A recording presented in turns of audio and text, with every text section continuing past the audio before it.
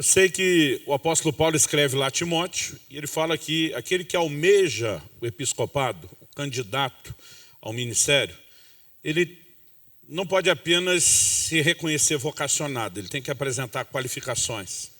E nós temos ali uma lista de pelo menos 16 qualificações explícitas, sem contar que você pode tirar uma, duas, dependendo do ponto de vista, por inferência, e reconhecê-las como implícitas. Mas vamos pensar aqui junto sobre quão importante é o assunto de amor por Jesus. Em primeiro lugar, perguntaram para o Senhor qual era o maior mandamento. Ainda que na época de Cristo a gente só tivesse o Velho Testamento e não o Novo ainda pronto, ele tinha a difícil missão de extrair de tudo aquilo o que era o principal, o primeiro, o maior mandamento. Cristo nem titubeou. Nosso Senhor disse: amarás o Senhor teu Deus de todo o teu coração, com toda a tua alma, com todo o teu entendimento, com todas as tuas forças. Mas, por exemplo, para Pedro, em João 21, o Senhor pergunta: Pedro, tu me amas? Amo o Senhor. Ele diz: apacenta minhas ovelhas. Pedro, você me ama? Amo o Senhor. Apacenta as minhas ovelhas. E por 3 vezes o Senhor trata exatamente do mesmo assunto. Tem uma mudança no jogo de palavra, o verbo que muda, se é o cordeiro, se é a ovelha, o tipo de amor, mas o tempo todo é você ama, amo. Então apacenta as minhas ovelhas. Isso me faz entender que uma das qualificações para quem vai pastorear é amar o Senhor. Ou seja, amor para com o Senhor deveria ser um dos requisitos para se entrar no ministério. E eu descobri na Bíblia que a falta dele é motivo de saída do ministério. Em Apocalipse 2, na carta ao anjo da igreja de Éfeso, o Senhor reconhece produtividade. Ele diz: eu conheço tuas obras, teu labor, tua perseverança. Para mim são níveis distintos. Obras, nós estamos falando de uma igreja ativa. Labor é quando você já está entrando no modo canseira. Mas perseverança, para mim, é o que lá para a nossa liderança a gente diz que é o modo sangue nos olhos, faca no dente. Vamos com ou sem vontade, com ou sem sentimento.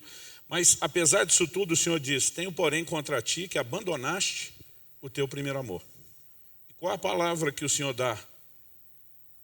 Ele diz: se você não se arrepender, eu tomo o seu candeeiro. De acordo com Apocalipse 1, João vê 7 candeeiros de ouro. O anjo explica que os 7 candeeiros são as 7 igrejas. Ele vê 7 estrelas, as estrelas são os anjos ou mensageiros da igreja. E basicamente o que o Senhor estava dizendo para ele é o seguinte: se você não arrepender da falta de amor, o candeeiro, que é a igreja que eu te entreguei, eu pego de volta.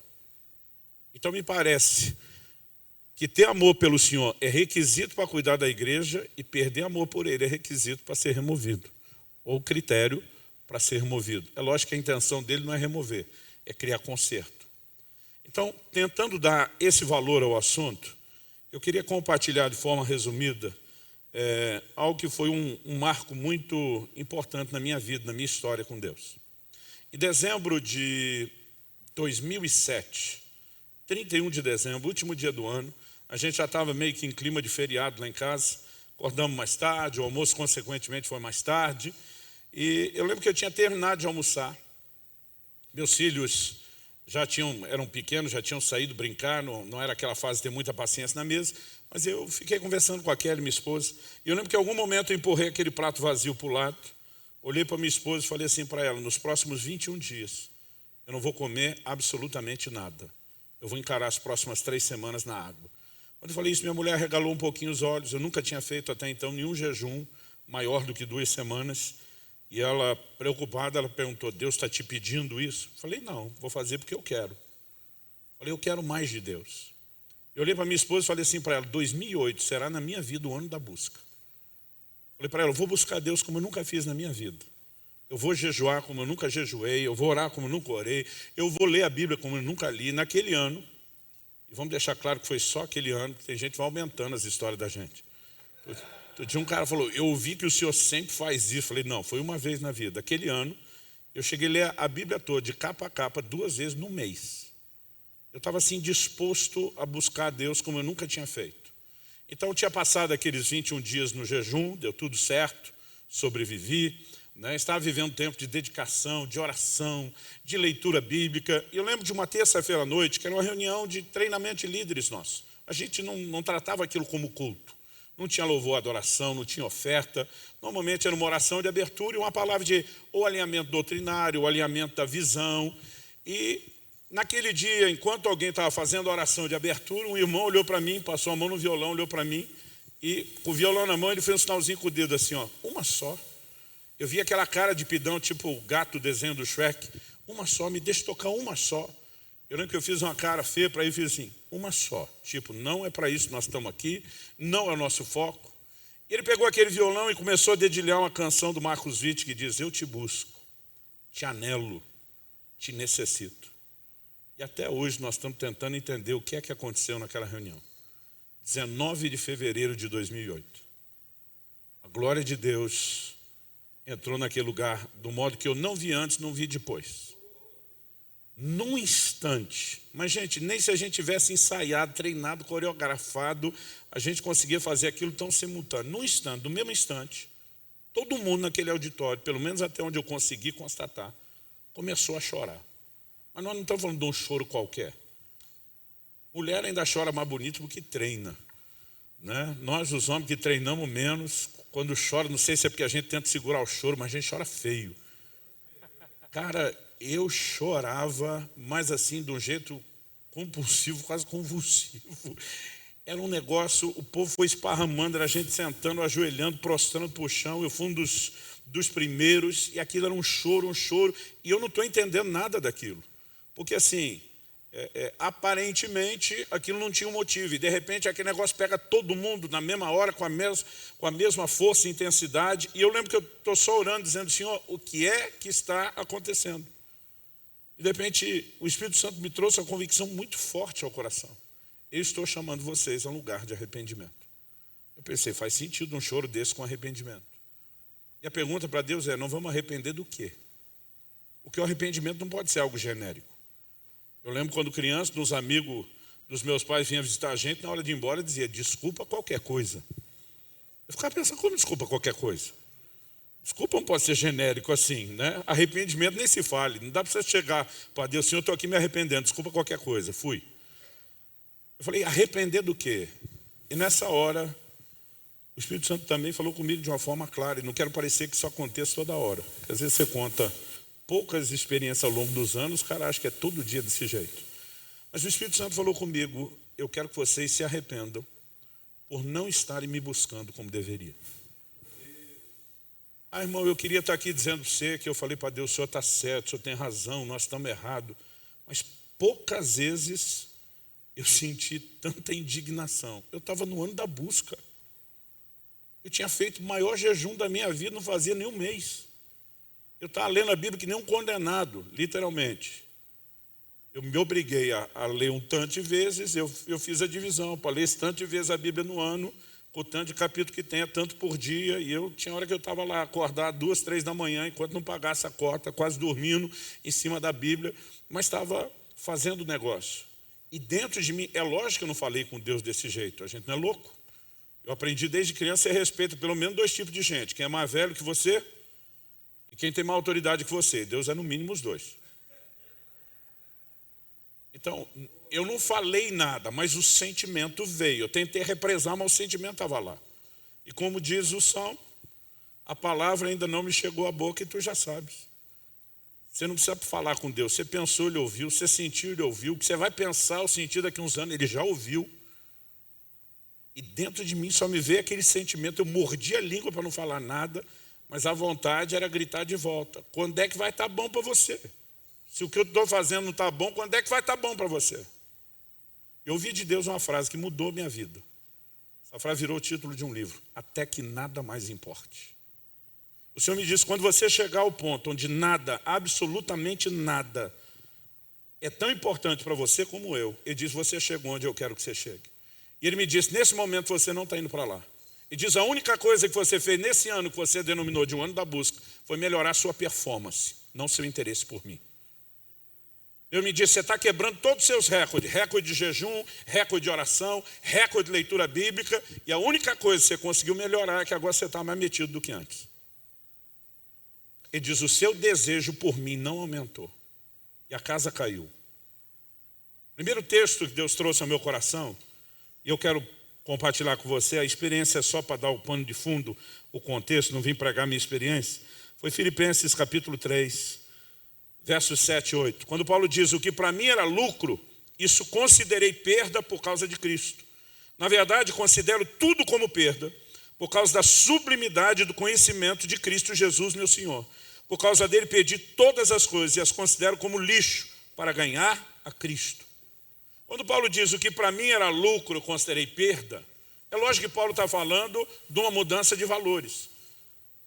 O tipo de palavra aqui, perda e lucro, embora a gente use para conotar valores materiais, a gente sabe que não é disso que Paulo está falando. Mas basicamente ele está dizendo que para mim era importante, perdeu a importância diante da entrada de algo mais importante ainda. Aliás, quando ele diz por causa da sublimidade do conhecimento de Jesus, nosso Senhor, essa palavra aqui, traduzida sublimidade, em outras versões, excelência, em outras, a suprema grandeza do seu conhecimento, no original grego é a palavra uperetio. Ela significa manter-se sobre, sobressair, elevar-se, destacar, estar acima, ser superior em posição, autoridade, poder. Particularmente, eu acho que a maior ênfase não é que o uperetio seja o adjetivo do conhecimento. Não é por causa do conhecimento que é maior e se eleva. Eu, particularmente, acredito dentro do contexto que Paulo está falando por causa do conhecimento do que se sobressai, daquele que se eleva, que é o próprio Senhor. Então, Paulo está dizendo, diante dele, todas as coisas perderam importância. Só que durante muito tempo, a minha leitura desse texto era mais ou menos como se Paulo estivesse falando de pecado, de coisa que antes era importante para nós, mas que aos olhos de Deus não era. Mas não é disso que Paulo está falando. O próprio contexto, se você olhar os versículos anteriores, no verso 4 ele diz, bem que eu poderia confiar também na carne. Se qualquer outro pensa que pode confiar na carne, eu ainda mais. Circuncidado ao 8º dia, da linhagem de Israel, da tribo de Benjamim, hebreu de hebreus, quanto à lei fariseu, quanto ao zelo perseguidor da igreja, quanto à justiça que há na lei, irrepreensível.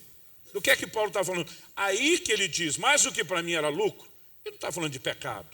Ele não está dizendo, olha, aquilo que para mim era lucro, uma vida de balada, de bebida, de festa, agora entendi, não, isso é prejuízo. Não é dessas coisas que ele está falando. O que é que Paulo está falando? Performance religiosa.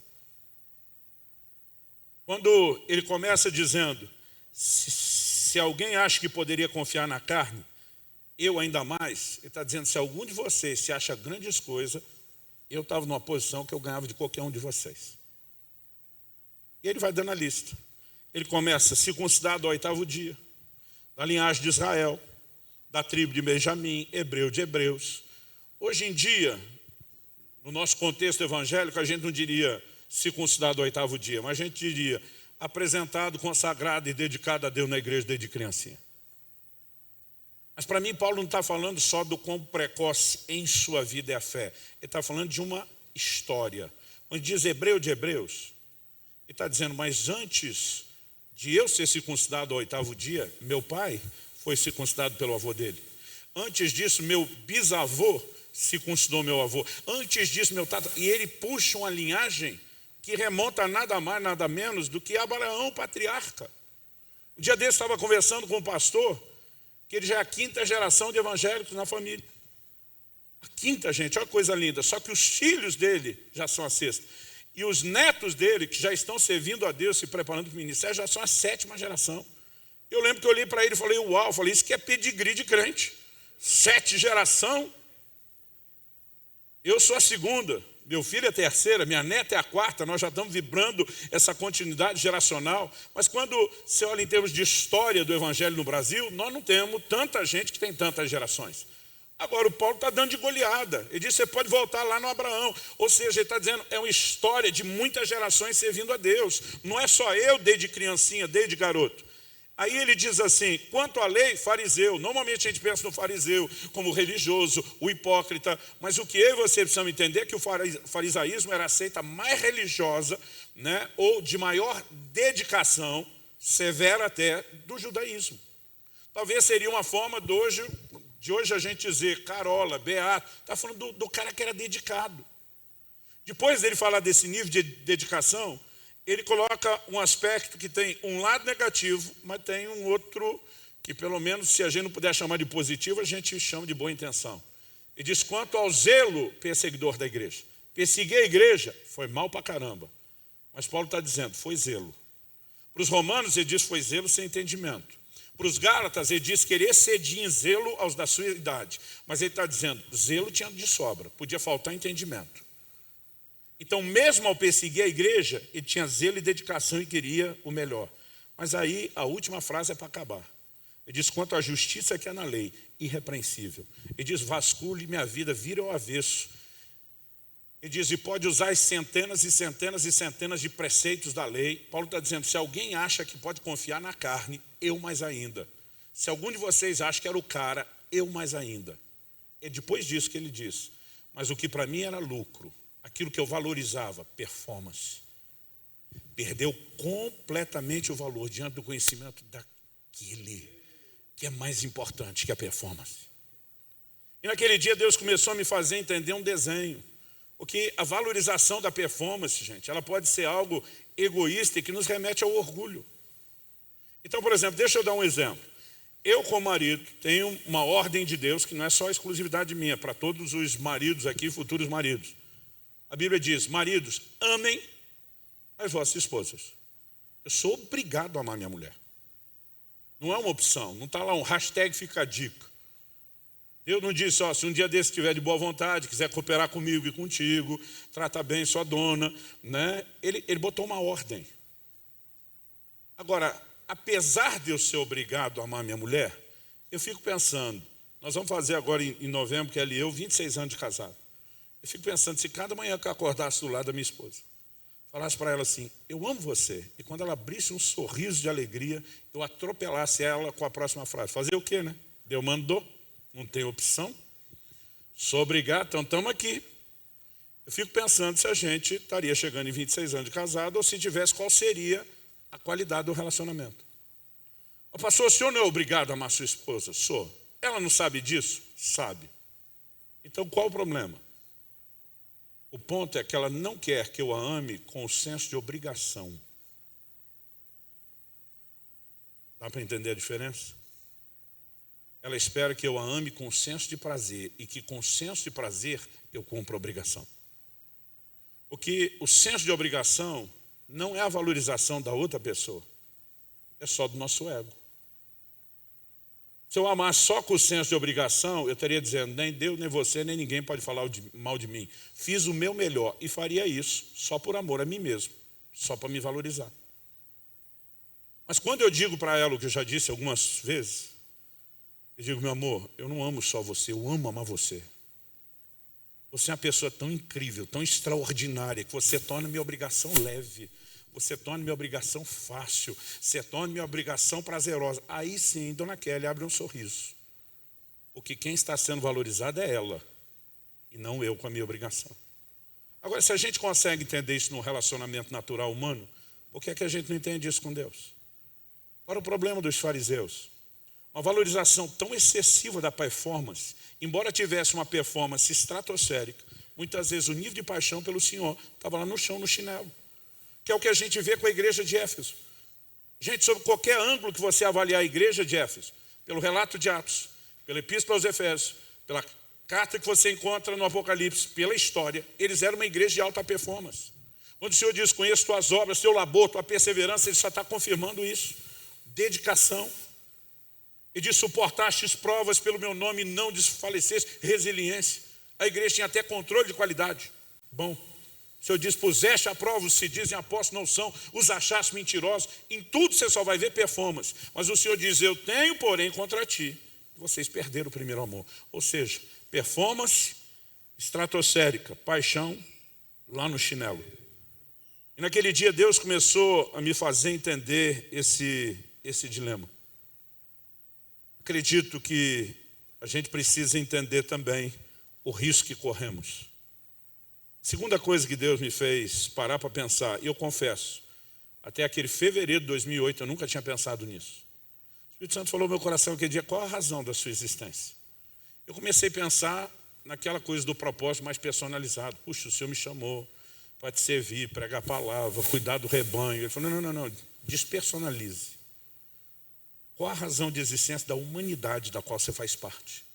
E eu fiquei tentando lembrar de algum versículo que resumisse. E o Senhor falou comigo, vá para Atos 17. Eu lembrei que era a pregação de Paulo em Atenas, mas não lembrava do que estava lá. Em Atos 17, eu simplesmente me deparei com as declarações do verso 24 e 25, fala de Deus como o Criador e que de um só homem fez todas as raças e tribos dos homens. Mas é no versículo 26 que a gente vai encontrar o indicativo de propósito da criação. No 26, Deus diz, de um só fez toda a raça humana para habitar sobre toda a face da terra, havendo fixado os tempos previamente estabelecidos e os limites da sua habitação. 27, para buscarem a Deus. A razão pela qual eu e você existimos é buscar a Deus.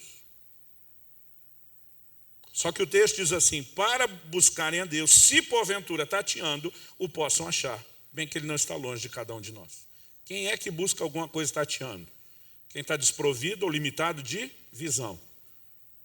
Ou seja, Deus está dizendo, ainda que limitados, e muitos de nós antes de ter um encontro com Cristo, batemos em muita porta por causa da cegueira espiritual, mas a Bíblia diz que ele não está longe. Em outras palavras, ele não está dificultando. Eu me lembro quando meus filhos eram bem pequenininhos, os dois têm 3 anos de diferença, o Israel da Alice. Eu brinquei cada um em fase diferente, mas eu brincava de me esconder para eles achar. E quando eles eram um toquinho de gente, eu só facilitava. Eu ajoelhava na frente do sofá e cobria só a cabeça com uma almofada. E eles chegavam lá, achei você. Eu tinha vontade de dizer, quem não acharia? Mas eu botava um sorriso e dizia, que bom que você conseguiu. Né? Depois, quando foram ficando mais esperto, o grau de facilidade foi diminuindo. Às vezes eu ficava atrás da cortina. E acredito, já fui muito maior do que sou hoje. Era um volume grande atrás da cortina. Né? Fazia questão de deixar os pés para fora, a barriga volumosa. E assim, achei você. Porque a ideia não era dificultar. E quando eu penso nesse texto dizendo que Deus não está longe, eu penso talvez de forma parecida. Ele não está tentando dificultar, ele quer ser achado. E como ele disse através do profeta Jerê da época. Ele disse, serei achado de vós. Agora, primeiro ponto, ele nos criou para buscar. Segundo, ele não está longe, não quer dificultar, quer facilitar e quer que o resultado aconteça. Mas existe uma condição para que essa busca seja eficiente. Ele diz, buscar-me-eis e me achareis, quando me buscardes de todo o vosso coração. E muitas vezes, a gente olha para a igreja e a gente vê que um desafio, o problema de muita gente, é que não buscam a Deus. Mas do que a gente pode classificar a minoria que está buscando mais, em vez da maioria, muitos não estão buscando com aquele ponto correto, que é colocar todo o coração nisso. E acredito que algo de fato precisa ser entendido e mudado dentro desse processo. Eu gosto de uma frase que John Wesley repetia muito, e dizia que não se admita no coração outro desejo ou propósito, cujo objeto supremo não seja ele. Sabe, nós precisamos entrar nesse lugar onde o coração seja tão atraído pelo Senhor, onde ele é tão importante que o resto perca a importância. E falando de performance, o Senhor falou, você está lendo a Bíblia mais do que antes para bater o seu recorde, você não tem prazer nenhum nisso. O Senhor me disse, você está jejuando só para bater o seu recorde. Você não fez de mim algo que é mais importante do que a comida. Você só decidiu fazer do seu sacrifício algo do qual você está se orgulhando. E sabe, eu não estou dizendo que a performance não possa ter o seu lugar na vida cristã. Se ela for efeito colateral da paixão pelo Senhor, ótimo. Agora, o problema é quando ela se torna o substituto. Aquele dia Deus me fez lembrar de uns episódios interessantes. Um deles é o que eu chamo da história do supermercado. O senhor falou comigo que você lembra do episódio do supermercado. Acho que todo pastor tem suas histórias mais marcantes e aquelas que você também quer esquecer. Fui chamado para mediar. A gente diz que crente não briga, tem excesso de comunhão. E aí teve um casal da igreja que eles tiveram muita comunhão, parecia um esmeril, era faísca para todo lado. E me chamaram para mediar a situação que já fazia uns dias que não resolvia. Eu recém-casado, Jerê, sem muita bagagem, experiência. Já indo dizendo, Espírito Santo, me ajuda, me ajuda, me ajuda. E quando entrei, olhei para o marido, que foi o cara que me ligou, falei, o que é que está pegando? Ele olha para mim e diz, essa mulher é uma louca. Falei, Jó falou isso da dele, tinha razão, vamos ver se você tem razão. Aí ele falou, pastor, eu lembro que na época me parecia muito tempo. Ele falou, nós temos tempo de... Era em torno de 20 anos. Você estava para fazer, eu tinha feito 20 anos. Nós temos aí uns 20 anos de casado. Ele falou, essa mulher sempre quis que eu fosse com ela no supermercado. Ele olha para mim e diz, pastor, eu odeio supermercado. Eu falei, tu não está só. O sindicato é grande, meu amigo. Eu falei, mas o que isso tem a ver com a história? Ele falou, pois um dia desses, resolvi ir no supermercado com a minha mulher. Me ofereci para ir com ela. O senhor acredita quando nós voltamos? Essa louca me disse, nunca mais quero que você vá comigo no supermercado. 20 anos querendo que eu vá, e quando eu vou, enquanto ele está falando, eu só vejo a senhora assim, com a mão e o dedinho indicador erguido, tipo, depois dele, minha vez. E ele falou, bicho, estava nervoso, estava bravo. Quando ele terminou de falar, falei, falou? Falei. Falei, sua vez, minha irmã. Aí ela disparou, pastor, eu nunca quis que ele fosse comigo no supermercado. Quando ela falou isso, ele quase endemoniou. Que bravo ele já estava. Então o próximo nível foi um semi-endemoniamento, um quase endemoniamento. Eu estou falando que é a louca. Aí chamava os filhos, fulano, Beltrano. Queria que a família inteira deposse no caso. Aí eu lembro que eu falei, minha irmã, aí eu falei para ele, campeão, agora é a vez dela. Você falou o que queria antes, agora espera ela. Aí eu falei, irmã, já que ele te interrompeu, deixa eu te dizer. Falei, Té, eu estou com dificuldade de acreditar na senhora. Eu sou casado há pouco tempo, mas que a senhora nunca quis que seu marido fosse com você no supermercado. Falei, eu vou pedir ou para a senhora explicar o que está falando, ou para se retratar. Ela falou, eu explico. Ela falou assim, o que eu queria não é que ele fosse comigo no supermercado, é que ele quisesse ir. Só que foi tão profundo o que ela falou que eu levei uns 5 minutos para entender. Eu falei, como que é? Ela falou, eu não queria que ele fosse comigo no supermercado. Eu queria que ele quisesse. Essa parte a senhora já falou, dá para me ajudar a entender ela? Falei, pastor, o senhor tinha que ver o homem no supermercado. A linguagem corporal, a cara de quem não quer estar lá, olhando para o relógio o tempo todo, resmungando, reclamando. Ele não queria estar lá. Ela falou, o senhor acha que eu olhei para o meu marido comigo no supermercado e pensei que ele queria me agradar? Ela falou, o que eu fiquei pensando foi, deve ter aprontado uma coisa tão terrível, mas tão terrível, mas tão terrível, que decidiu se autopunir. Pensou, qual é o pior castigo que eu mereço? Acompanhar minha mulher no supermercado. Ela diz, e esse tipo de companhia desagradável, eu não quero nunca. Então, ela falou, eu me recuso a concordar com ele. Eu não queria que ele fosse. Eu queria que ele quisesse ir. Para ir desse jeito, não precisa ir nunca mais. Olhei para ele e falei, velho, eu acho que ela tem razão. Bom, o Espírito Santo falou comigo, você lembra da história do supermercado? Falei, lembro. Ele falou, pois é, o que eu queria não é que você me buscasse, é que você quisesse me buscar. Ele falou, o jeito que você está lendo a Bíblia, orando, está bem parecido com aquele marido. E não é isso que vai me agradar. Sabe, nós vamos entender que se a performance, ela for... E a gente pode ir ao extremo. Depois dessa experiência, isso foi em fevereiro de 2008. Até 2018, eu nunca mais fiz um jejum prolongado. Porque na minha cabeça eu achei que Deus estava recriminando aquilo tudo. 10 anos depois dessa experiência, quando eu estava escrevendo o livro, Deus me disse, é hora de você tornar pública essa mensagem. Eu senti que eu tinha que pregá-la na minha igreja de novo. Enquanto eu estava pregando, eu fui contar a história da reunião de líderes. Falei, gente, naquela sala que hoje é do Ministério Infantil e tal, eu estava contando, eu revivi aquilo com tanta intensidade, a experiência, me deu uma emoção de lembrar daquilo.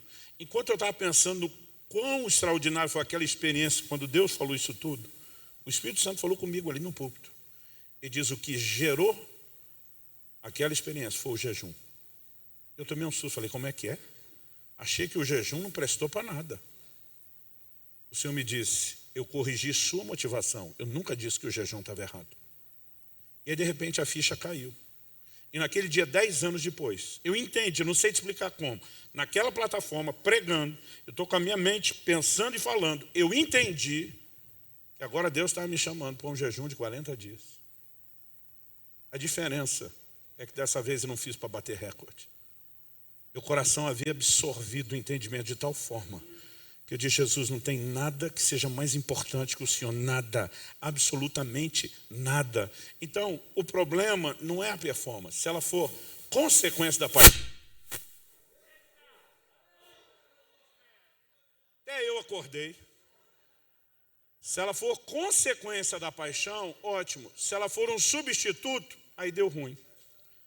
Bom, a terceira e última coisa que eu quero compartilhar, que Deus me chamou a atenção naquele dia, foi a respeito de um assunto que eu vou chamar aqui de distrações. Eu sempre falei que o grande inimigo do crente é o pecado. O que te desvia daquele que você mais deveria estar conectado, te desconecta dele, te separa. Aquele dia o Senhor falou, você sempre viu o pecado como inimigo e você não está errado. E diz, o problema é você achar que só o pecado é inimigo. O Senhor diz, existe um outro inimigo sutil que você não enxerga. Nem na sua vida, nem na vida do rebanho. E o Senhor me disse, o nome dele é distração. Eu confesso que até aquele dia eu não tinha pensado nisso. Quando Moisés vai a Faraó com uma mensagem de Deus dizendo, deixa meu povo ir para que me adore, a primeira reação do Faraó é dizer, esse povo deve estar muito ocioso para estar pensando em adoração. Vamos encher esse povo de trabalho para que eles não tenham tempo de pensar em adoração. Se você ainda considerar a tipologia bíblica que está por trás, se há uma figura de redenção nesse evento da saída do Egito, porque Paulo diz que Cristo é o nosso cordeiro pascal. Cristo está para nós como o cordeiro da Páscoa estava para eles. Na noite onde o cordeiro da Páscoa foi imolado, eles deixam de ser escravos, saem debaixo da tirania de Faraó, né, e passam a ser povo de Deus. O que aconteceu comigo, com você? Por causa do sacrifício de Cristo, também deixamos de ser escravos, fomos arrancados do reino das trevas, da tirania de Satanás, para nos tornar povo de Deus. O que em Êxodo 19 foi dito sobre a nação de Israel quando sai do Egito, são as mesmas palavras que Pedro fala a nosso respeito, em 1 de Pedro 2,9. Vós sois nação santa, geração eleita, sacerdócio real, povo de propriedade exclusivo. Se você considerar essa tipologia toda, Faraó é tipo e figura de Satanás. E me parece que Satanás sabe que a estratégia funciona. Vamos encher o povo de atividade. Eles não ter tempo de pensar em adoração. Em Lucas 14, a palavra de Deus nos diz, a partir do versículo 15, que Jesus estava comendo numa casa, numa ceia. Acho que aquela coisa de tanto estarem comendo como falando do reino de Deus faz com que alguém diga, bem-aventurado aquele comer pão no reino de Deus. Quando o camarada deixa a bola quicando, Jesus entra e diz a partir do 16, ele, porém, respondeu, certo homem deu uma grande ceia e convidou a muitos. Ceia, o banquete na Bíblia, de uma forma geral, fala de comunhão. Não era apenas comer para subsistência, mas era a valorização do relacionamento. Verso 17 diz, a hora da ceia enviou seu servo para avisar aos convidados, vinde porque tudo já está preparado. Não obstante, todos a uma começaram a escusar-se, ou desculpar-se. Disse o primeiro, comprei um campo, preciso ir vê-lo. Rogo-te que me tenhas por escusado. Outro disse, comprei 5 juntas de bois e vou experimentá-las. Rogo-te que me tenhas por escusado. Outro disse, casei-me, por isso não posso ir. Nenhuma dessas 3 desculpas é algo que eu e você poderíamos classificar como algo errado, no sentido de ilícito. Então vamos lá. A primeira delas, vamos fatiar aqui o bolo. O primeiro diz, comprei um campo, aquisição de uma propriedade. A maioria de nós hoje diria, resposta de oração, bênção de Deus, cumprimento de promessa, seja uma casa própria, uma aquisição, para um negócio, uma propriedade, para um ministério. A maioria de nós estaria, né, naquele modo que diria o bom pentecostal, é para glorificar de pé a igreja. A segunda desculpa, o camarada diz, comprei 5 juntas de bois. Numa época onde o sustento era tirado da agricultura, 5 juntas de bois era a mesma coisa que uns tratorzão a mais, os New Holland da época.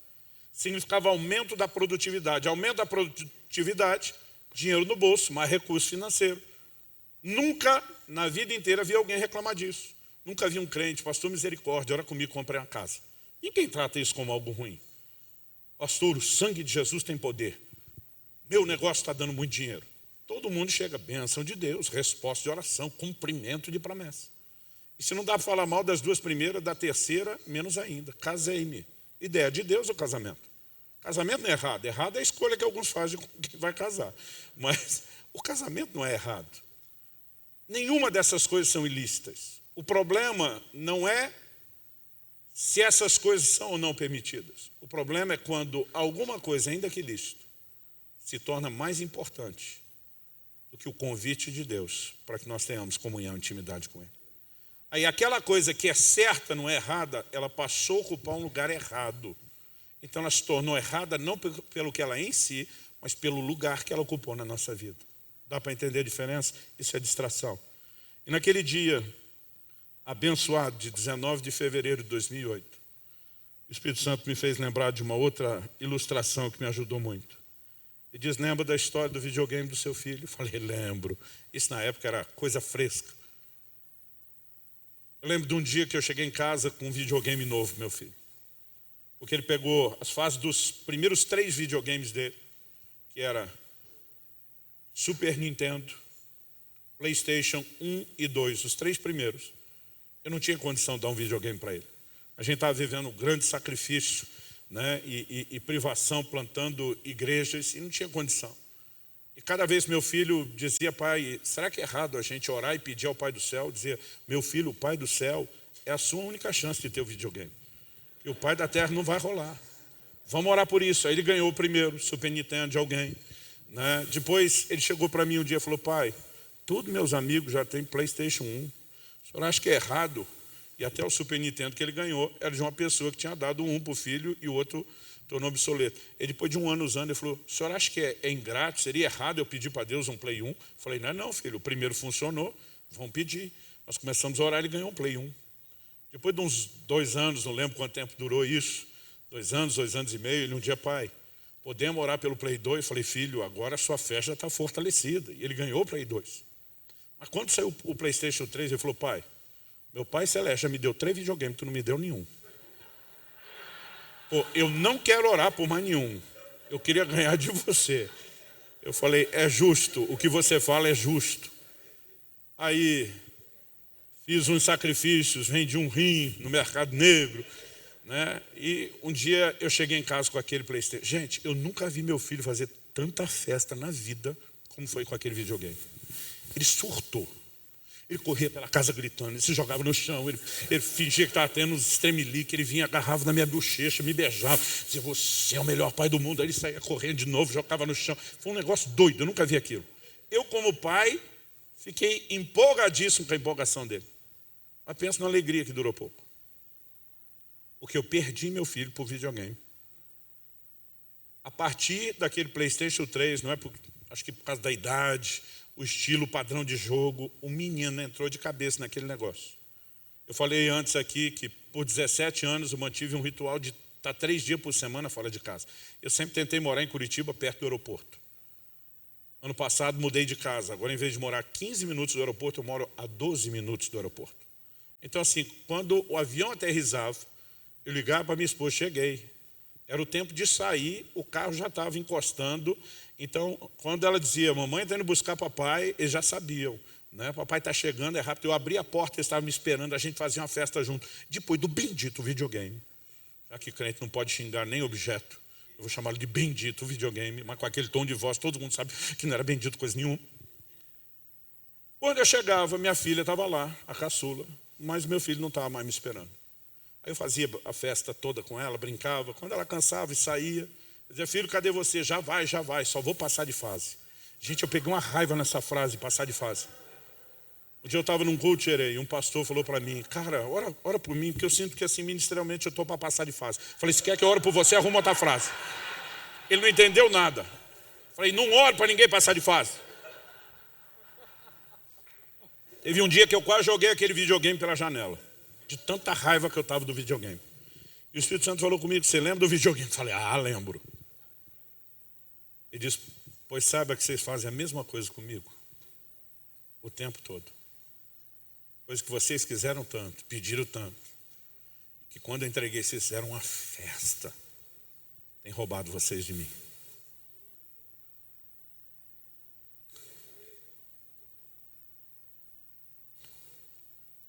A Bíblia diz que Noé plantou uma vinha e colheu o seu fruto. Quando você lê só isso, parece que não falou muita coisa. Você lê com a lente dos povos antigos do Oriente. Nós não temos nem os hebreus na história, ainda não se formaram. Todo momento de colheita era um momento de festa e de um culto a alguma divindade. Aqueles temiam a Deus, cultuavam a Deus, e no tempo devido Deus instituiu uma festa de celebração da colheita, mas os pagãos faziam isso a alguma divindade. Isso é um padrão. Quanto mais você estuda sociologia, antropologia, história, você descobre que isso era um padrão. O que se pressupõe? Que com a colheita, Noé, que era temente a Deus, fez festa diante de Deus. Mas a Bíblia diz que com o fruto da benção da colheita, ele se embriagou. Naquele dia Deus falou isso ao meu coração, nunca tinha pensado muito nisso. Ele falou, muitos de vocês estão se embriagando com as minhas bênçãos. Alguns de vocês prosperaram financeiramente e se distanciaram de mim. O Senhor me disse, alguns de vocês prosperaram profissionalmente, crescendo e se desenvolvendo na profissão e se distanciaram de mim. O Senhor me disse, outros de vocês, no qual você está incluso, prosperaram ministerialmente e já não têm o coração para mim como tinham antes. Distrações.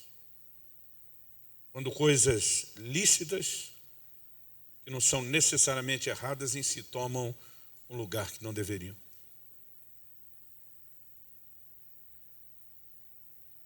Anos atrás, eu fiquei muito impactado lendo, o livro foi publicado pela editora Betânia, O Homem do Céu. Quantos de vocês já leram ou conhecem a história do irmão Yun, um chinês? A gente vale a pena ler esse livro. É fantástico. Parece que você está lendo as páginas do livro de Atos, versão contemporânea. E depois de uns dias ou meses, pouco tempo, que eu estava impactadíssimo com aquele livro, eu recebo um telefonema. O pessoal me disse, estamos trazendo o irmão Yun ao Brasil e vamos fazer um giro em 7 estados. No sul, só vamos poder ter um evento. Provavelmente no Paraná, pela logística. Você pode nos ajudar a mobilizar isso em Curitiba? Eu falei, deixa comigo. Conseguimos o maior auditório, cabia 4.000 pessoas. Colocamos, deixamos gente para fora, arrumamos telão, fizemos uma muvuca santa no dia da semana. E quando o irmão Yun chegou e viu aquela quantidade de gente, pensa num cara que ficou emocionado. Ele só dizia o tempo todo, quanta gente, quanta gente. Eu falei, irmão Yun, o senhor chegou a cuidar de mais de 1 milhão de pessoas na China. Ele diz, na rede de grupos pequenos nas casas. Dificilmente a gente podia juntar mais de 10 ou 12 por causa da perseguição. E eu vi o quanto ele ficou feliz com aquela nossa liberdade de culto, de adoração. No dia seguinte nós estamos almoçando juntos. E penso num cara que sofreu, irmão. E foi preso assim, mas muitas vezes. Foi muito sofrimento, muita perseguição. Nós estávamos almoçando, ele olha para mim com lágrimas nos olhos. E ele fala, obviamente, está falando em mandarim, eu tenho intérprete, e diz, o inimigo de vocês aqui no Ocidente é muito pior do que o inimigo que nós tínhamos no Oriente. Quando o cara traduziu, eu falei, não, acho que você entendeu alguma coisa errada. Conversa com ele que não é isso que ele falou. Ele falou, pastor, eu falo mandarim fluente. É isso que ele falou. Eu falei, não, você entendeu errado, eu li o livro inteiro dele. Eu sei a história dele, ele não pode estar dizendo isso. Eu sei do tanto que ele sofreu lá a ponto de ter fugido. Ele mora na Alemanha hoje. Conseguiu asilo político. Eu falei, ele não pode estar falando isso. Os dois conversaram em mandarim, ele voltou e falou, não, é exatamente isso que ele está dizendo. Ele falou para te explicar que o nosso inimigo, ele falou deles lá, sempre empurraram eles para mais perto de Deus. A perseguição sempre fizeram com que eles buscassem a Deus. Mas ele está dizendo que a prosperidade de vocês no Ocidente é um inimigo silencioso, que engana e distrai e afasta vocês de Deus. E de repente eu fiquei chocado ouvindo aquilo. E diz, eu esperava que nesse ambiente de liberdade encontraria uma busca a Deus muito mais intensa. E diz, eu descobri que a gente tinha essa busca muito mais intensa naquele lugar onde a gente não tinha distrações. Stanley Jones, missionário metodista por cerca de 50 anos na Índia, um lugar que até hoje tem perseguição, diz que o maior inimigo do cristianismo não é o anticristianismo, é o subcristianismo. É quando nós rebaixamos o cristianismo a alguma coisa que não é, e acredito, nós temos feito isso. O grande escritor C.S. Lewis costumava repetir uma frase, o cristianismo, se é falso, não tem nenhuma importância. Se é verdadeiro, tem infinita importância. Mas ele dizia, o que ele não pode ser é de moderada importância. E nós temos feito do Evangelho e do próprio Cristo algo de moderada importância. Por quê? Porque permitimos que na nossa vida hajam coisas que são quase tão importantes quanto ele. Isso é o que significa uma distração. A ponto de muitas vezes a gente dizer, eu não sei se eu vou atender o seu convite, porque tem algo muito legal aqui. O dia que Deus estava me corrigindo disso, ele falou de algo que tinha acontecido um ano antes, 2007. Nós tivemos um evento, que foi uma noite assim gloriosa.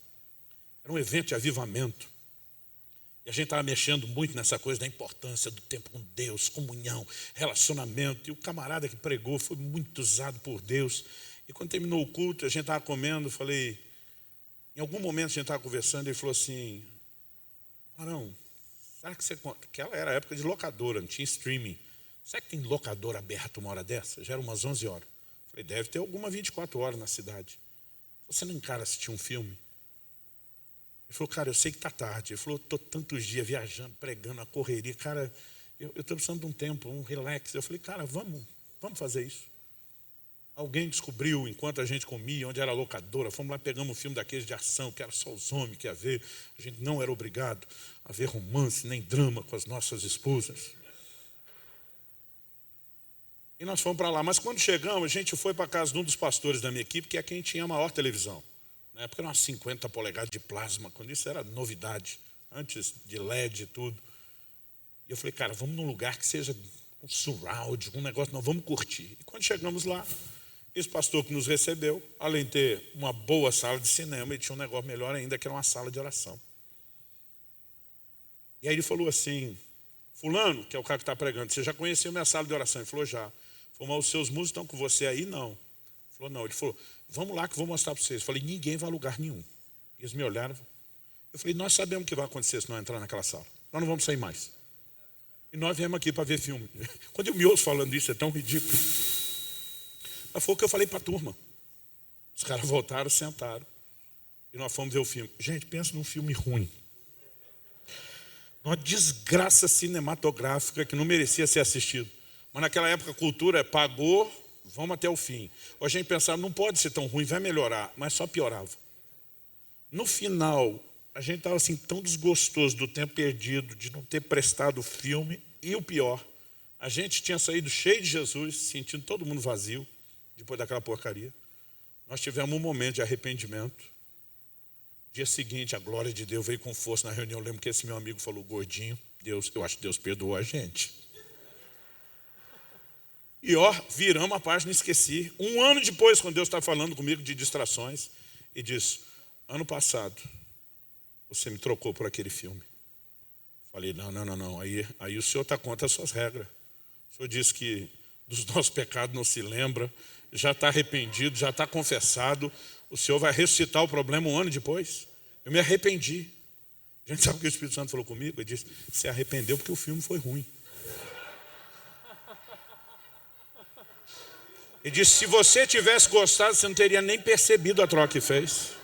Porque todas as outras vezes que você me trocou, você não percebeu.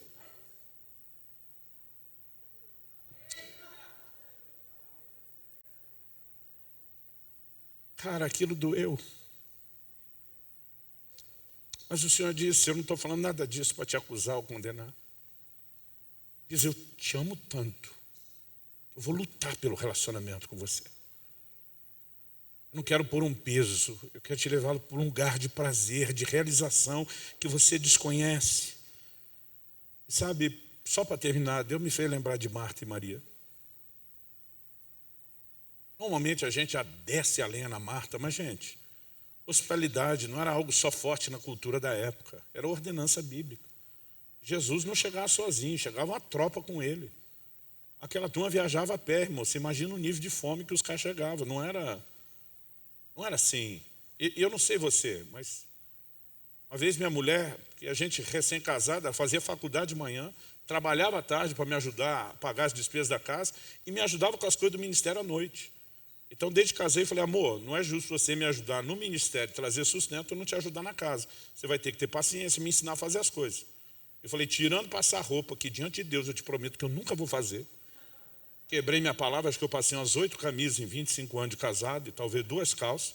Depois Deus fez os homens inventar essas roupas que não precisa passar, e eu nunca mais me atrevi. Mas tirando isso, falei, o resto você só me ensina. Um dia minha mulher está na faculdade, naquela época do finado, telefone fixo, não tinha celular ainda. Ela me liga de um finado orelhão, o telefone público. Aquela musiquinha, tanan, tanan, tanan, que é ligação cobrar. Eu atendo, e minha mulher diz, amor, eu tive um feeling que talvez você chegaria em casa antes de mim. Ela disse, você já não pode ir tirando tal coisa da geladeira, tal. Ela foi trazer aqui na faculdade, e o tempo dela era muito apertado. Eu falei, meu amor, você está por fora. Eu já cheguei mais cedo para te ajudar. Ela disse, é mesmo? Eu falei, hoje o almoço quem faz sou eu. E minha mulher do outro lado empolgada e disse, e qual é o cardápio de hoje? Acho que ela deve ter pensado, estava falando com o Masterchef, alguma coisa assim. Ela disse, qual o cardápio? O que teremos para hoje? Falei, olhei assim a mesa, falei, o menu de hoje é massa com peixe. Ela, uau, e desligou. Quando ela desligou, eu entrei em desespero. Porque não tinha como ligar de volta. Ela está ligando o orelhão que eu não sei o número a cobrar. Não tem celular, nós não vamos falar mais até ela chegar. E quando eu falei massa com peixe, é porque eu tinha tirado um miojo e uma lata de sardinha. E não deu tempo para desfazer a brincadeira. Aí eu pensei, agora a cabeça dela, a expectativa está lá em cima. E o que era para ser uma surpresa, uma coisa boa, vai ser uma decepção. Aquilo foi me dando agonia, um desespero. Falei, meu Deus, era uma brincadeira que não deu tempo de terminar. E eu agoniado com aquilo, me ajuda, Senhor. Aí tive uma ideia. Peguei um resto de umas mussarela que tinha lá, botei em cima do macarrão, dei uma derretido para esconder o que estava embaixo. Peguei com ketchup, escrevi em cima, Kelly, te amo. Pelo menos vamos dar uma placada no visual. Eu lembro que ela chegou, viu o prato, coisa mais linda, mas eu vi a curiosidade dela ficar rodeando. Aí uma hora ela pegou o garfo, levantou o queijo, olhei embaixo. Aí quando ela vê aquele miojo com sardinha, ela fala, massa com peixe. Falei, vai dizer que massa, que miojo não é massa e que sardinha não é peixe? A gente acabou rindo que só, graças a Deus, o Senhor me ajudou a sair da encrenca. Mas por que eu estou contando isso? Gente, se eu fosse receber Jesus em casa, nunca que eu ia dar esse tipo de massa com peixe para ele. Eu entendo a Marta, mas a Bíblia diz que a coisa foi para um nível, depois de anos pastoreando, você entende alguma coisa sobre dinâmica familiar. Quando alguém está falando com outra pessoa da família, como se ele não tivesse presente, o negócio está muito sério. Uma vez fui visitar uma família da igreja, uma hora que eles foram para a cozinha, demoraram, eu com sede, fui para buscar uma água. Quando cheguei perto da porta, eu falei, o negócio está tenso, é melhor não pegar água, porque os dois estavam discutindo. Aí estava o marido, a mulher e um garoto de 7 anos no meio. Aí o pai dizia assim, menino, diz para sua mãe, a mãe está na frente, é tipo só assim, eu vou fingir que ela não existe, não quero falar com ela. Ela mesmo respondia, menino, diz para o pai, o menino não falava nada, só ficava assustado no meio, ouvindo os dois brigar através dele. Eu lembro que eu voltei, fingi que não vi nada, depois eles voltaram todos sorridentes, como se nada tivesse acontecido. Na hora de ir embora, ele foi me acompanhando até o portão, eu estava andando mais à frente, aquela atrás com a esposa. Eu falei para ele, eu quero o mais rápido possível um gabinete contigo, se possível amanhã. É mesmo por quê? Eu falei, nós vamos tratar de como está o seu casamento. Deus te revelou. Eu falei, não, foi você mesmo, criatura. Porque o que eu vi na cozinha, o que eu fui buscar água, o jeito que vocês estavam falando um com o outro, como se não estivesse lá, é indicativo de que a coisa azedou já assim, perto do último nível. Agora você imagina a Marta chega para Jesus na frente da Maria e diz, Senhor, diz para minha irmã, ela está ali. Mas o Senhor diz para minha irmã, eu já não falo, eu imagino que ela já tinha passado algumas vezes, chamado a Maria, vem me ajudar. Imagina a Maria virando para o lado, fingindo que não é com ela. Ela perdeu a paciência. Senhor, diz para minha irmã que me ajude. Marta tinha toda a certeza que Jesus ia ficar do lado dela. Ela não imaginava a invertida que ela ia levar. Aí Jesus diz assim, Marta, Marta. Gente, por 7 vezes na Bíblia, você vai ver Deus chamando alguém pelo nome 2 vezes seguidas. Em todas elas, o que você vai encontrar é Deus tratando de algum tipo de crise. Eu acho que se Marta já tivesse a revelação bíblica, só de ouvir isso, Marta, Marta, já ia gelar a espinha. Acho que ela já ia pensar, deu ruim. Aí Jesus diz para ela assim, verso 41. Você anda inquieta e te preocupas com muitas coisas. Entretanto, pouco é necessário, ou mesmo uma só coisa. Maria, pois, escolheu a boa parte, e essa não lhe será tirada. Bom, em primeiro lugar, a Bíblia diz que ela se agitava com muito serviço. Essa palavra traduzida agitava, ela significa, perispal no grego, ela significa afastar ou distrair. Volume de atividade a mantinha distraída. E aí Jesus chega e fala para Marta, poucas coisas são necessárias, ou mesmo uma só. Gente, eu vejo hoje em dia uns crentes pagando uma fortuna, alguns coachings, dizer o que é o que não é importante. E não estou falando contra isso. Priorize sua vida, não importa o preço que você paga. O que eu não entendo é um cara pagar um dinheirão, o coach dizer o que é importante. E ele não ouvir Jesus, que no mínimo para rebaixá-lo a gente teria que chamá-lo de o maior de todos os coaches. O que é que Jesus está te dizendo de graça sobre o que é o que não é importante. E diz, pouco é necessário, ou mesmo uma coisa. Jesus diz, no final das contas, no frigir dos ovos, como diria a geração dos meus pais. Se alguém souber me explicar por que usavam esse termo frigir dos ovos, eu sou curioso até hoje. Ele diz, uma coisa conta. O que é essa uma coisa? Jesus diz, Maria escolheu a boa parte, assentada aos pés do Senhor, desfrutando da presença dele. Ele diz, e essa não lhe será tirada. Se nós existimos para buscar a Deus, tem algo mais importante do que isso, gente? Agora, muitas vezes o que está nos tirando de lá não é o pecado, são as distrações. Agora, a distração só é distração porque nós demos a elas um lugar de importância que concorre com o nível de importância que ele tem. Deus não tem nenhum problema de nos dar as coisas. Deus tem nenhum problema que eu e você tenhamos as coisas. O problema é quando as coisas nos têm. É por isso que a Bíblia diz, se as vossas riquezas aumentam, não ponha nelas o coração. Nada, absolutamente nada que Deus nos dê pode concorrer com Ele. E quando qualquer coisa começa a concorrer com Ele, virou uma distração. E chegar ao lugar onde nada mais importa, não é você mere simplesmente diminuir a importância ou o valor das coisas. É você ter uma compreensão tão grande de quão importante é o Senhor, que aí, consequentemente, as outras coisas diante dele desvalorizam. Eu creio que fazer uma afirmação profunda, poderosa. Nós nunca tivemos tão perto do fim como agora. Com mais de 2000 anos de cristianismo, se o Senhor não estiver voltando tão rápido como alguns imaginam, pelo menos nós nunca tivemos tão perto. Precisa de muita compreensão para chegar a essa lógica, a essa dedução. Faz sentido para você, se a gente pensar que o maior evento no calendário de Deus é um casamento, a vinda de Cristo, o noivo, para a sua noiva. E que a missão do Espírito Santo é preparar uma noiva sem mancha, nem ruga, nem mácula, nem qualquer coisa semelhante, mas santa e irrepreensível. Faz sentido para você que um dos grandes moveres de Deus, de preparação para o desfecho, seja despertar o amor da noiva pelo noivo. E que o entendimento e esse despertamento de amor vai nos levar a um lugar de produtividade também como nunca antes. Para mim faz todo sentido.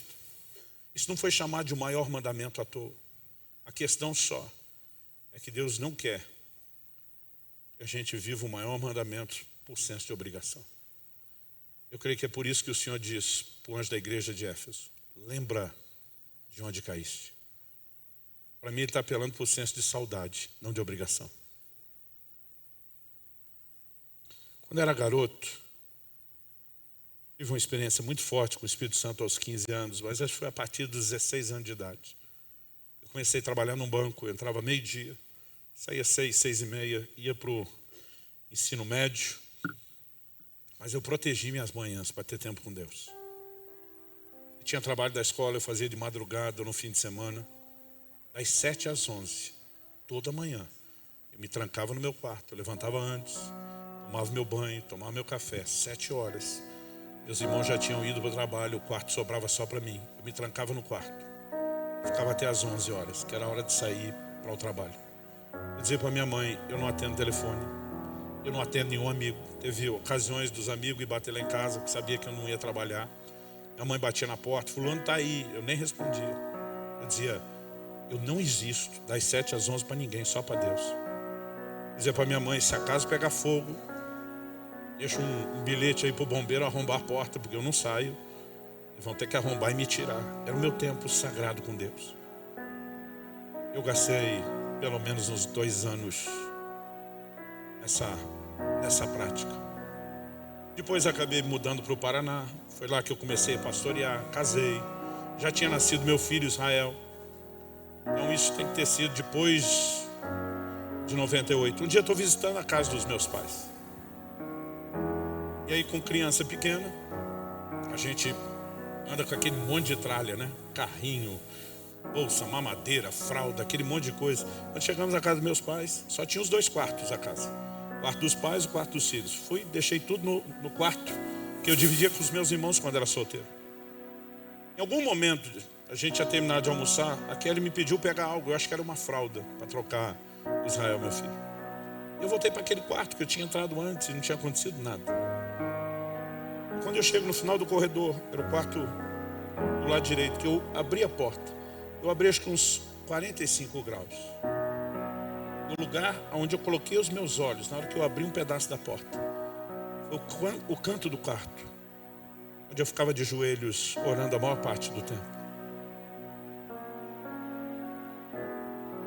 Eu não sei te explicar o que aconteceu na hora que eu olhei para aquele canto, mas disparou um gatilho na minha memória. Não era só uma lembrança, Deus estava no controle daquilo. Porque é como se passasse um filme. Ao mesmo tempo que eu diria que era em alta velocidade, porque eu assisti quase 2 anos ali. Não é como se eu visse acelerado, eu não consigo te explicar. Mas eu me via dia após dia, como se eu fosse trocando de roupa, de lugar. E eu naquele canto, orando, chorando e desfrutando a presença de Deus. Eu não abria a porta, não fechava, ela ficou meio aberta. Eu não dava um passo, eu não ia para frente, eu não ia para trás. Eu fiquei paralisado ali com aquilo que eu via. Na hora que eu percebi, as lágrimas corriam grossas e quentes do meu rosto. Eu não senti nenhuma culpa ou condenação. Não ouvi uma voz dizendo: por que você não ora como orava antes? Sabe o que eu senti segurando aquela maçaneta? Saudade. É como se dentro de mim eu mesmo estivesse tentando me convencer: cara, tu é burro demais. Para tendo vivido uma coisa tão boa como essa, não ter isso hoje como você tinha antes. Eu, envergonhado daquilo, baixei os olhos, a cabeça. A hora que eu baixei, eu dei de encontro com um tapete, aqueles que mamãe fazia de barbante, fio de barbante, tricô, crochê, não me lembro. Eu cansava de ficar naquele canto de joelhos, eu ia para aquele tapete, deitava, e muitas vezes eu reguei aquele tapete com lágrimas. E agora só muda o filme, dia após dia, eu deitado no tapete, e as lembranças dos encontros com Deus. Eu estou envergonhado, eu viro a cabeça de lado de novo, e eu enxergo a cama. Que quando eu não conseguia mais ficar de joelho ou deitado no chão, eu deitava na cama, erguia as mãos e continuava o tempo de oração ali. Para onde eu olhava, só mudava a lembrança. Mas o tempo todo o sentimento era o mesmo e só aumentava. Saudades. Quando Deus diz: lembra de onde caíste, é um discurso diferente de dizer para o anjo da igreja de Éfeso: você não sabe que o maior mandamento é me amar? Deus não apela para o senso de obrigação, Ele apela para o senso de prazer. Com quem disse: se você lembrar que nós já tivemos algo melhor, e você vai querer isso de volta. Ele diz: arrepende, volta à prática das primeiras obras. 2 para 3 semanas atrás eu estava em São Paulo, eu ministrar na igreja do meu pastor, e um dos pastores da equipe dele fez questão de nos receber para almoçar. Eu falei para ele: eu soube que você ficou muito mal de Covid. O pastor, mais do que o senhor imagina. Eu cheguei na porta do céu. Achei que era uma linguagem de expressão figurada, porque ele foi entubado, a situação ficou bem séria. Eu, tal. Ele falou: eu estou falando sério. Eu falei: como é que é? Pastor, eu fui até a porta do céu, literalmente. Ele começou a descrever o que foi a experiência dele. Ele diz: eu me via do lado de fora do muro e do portão. Eu sabia que podia entrar. Ele não tem nem coragem, pastor Jeremias, de ficar contando a experiência. Ele está tipo aquele sobrevivente de avião que sente culpa. Por que eu sobrevivi e os outros não? Ele falou: cara, eu não sei por que eu voltei. Alguém me disse: você tem propósito. Ele falou: e os outros não tinham. Ele falou: eu não quero ficar explicando. Mas ele falou: eu não posso negar o que eu experimentei. E diz, eu sabia que eu tinha o direito de entrar. Mas ele disse, era um senso de indignidade tão grande. Ele falou, cara, eu estava vestido, mas é como se eu não tivesse. É como se eu fosse transparente, Deus enxergasse através de mim. E eu me sentia tão indigno. Eu sabia que Deus estava ali, eu não via uma pessoa, eu sabia que Ele estava ali. O ambiente era tomado de tanto amor, que só podia ser a presença dEle. Ele falou, Deus, eu não me sinto digno. Luciano, aquela voz repetiu os fundamentos do Evangelho. Ele diz, ninguém é. E tudo por causa de Jesus e o sacrifício de Jesus. Eu vou até Romanos 3, que é o que a gente usa na hora de evangelizar e ouvir. Porque todos pecaram e destituídos estão da glória de Deus. Eu falei, cara, a primeira reação minha era bater a mão no bolso. Será que eu tenho algo para dar? Mas é aquela sensação, não existe troca para isso. Ele falou, eu chorei muito. Com um senso de indignidade, um entendimento do amor e da graça, que é um favor que nós não merecemos. Ele falou, mas aí começa uma segunda crise de choro. Porque ele falou, Luciano, a sensação de intimidade com Deus é um negócio tão indescritível. Ele falou, cara, eu sou um empresário bem-sucedido, eu tenho vivido uma vida boa aqui, eu não posso me queixar de nada. Ele diz, mas lá na frente daquele portão, nada faz sentido, nada tem significado, nada é tão importante como Ele. Tudo que eu começava a pensar é porque eu não tive mais intimidade com Ele. Diz aquela voz, me cita Apocalipse 2. Lembra de onde caíste, arrepende e volta. E diz, mas a voz não me dizia só volta à prática das minhas obras. Ele diz, volte e tenha intimidade. Eu falei, e aí termina a crise de choro? Ele falou, não, me deu uma terceira. Eu estava pensando, porque eu não fiz mais para Ele? Porque eu não trabalhei mais? Ele falou para mim, você assistiu a lista de Schindler? Eu falei, assisti. Eu lembro da cena final de desespero do cara, eu podia ter vendido alguma coisa a mais. Ele falou, cara, era uma sensação, eu podia ter feito mais. Aquela voz me disse, então volta e faça mais. Ele diz, eu não sei qual é o propósito de Deus nisso tudo. Ele falou, eu estou com muito medo de contar a experiência e ser mal entendido. Mas ele falou, eu tive uma convicção, num nível que minha cabeça nunca entendeu, de que não existe nada mais importante do que Ele. Eu falei, eu vou te dar um presente hoje à noite. Eu compartilhei com ele o livro do Até Que Nada Mais Importe.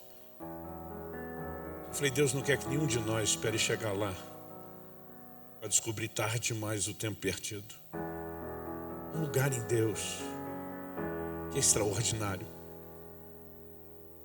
Nós podemos não ter o anti-evangelho e a perseguição, mas nós estamos lutando com o sub-evangelho. O evangelho que apenas responde problemas circunstanciais, mas não nos preenche mais de uma forma sobrenatural. E Deus está nos chamando a esse lugar. Salmo 25:14 diz, a intimidade do Senhor é para aqueles que o temem. Nós precisamos de líderes que tenham paixão no coração. Gente para quem o Senhor pergunta, você me ama? Amo. Então apacenta. Que quando eu e você estivermos cheios de amor e paixão por Ele, o ministério não vai mais ser um peso. Não vai ser algo que a gente vai arrastado. Meu filho, quando estava para completar 18 anos de idade, ele terminou o ensino médio aqui em dezembro.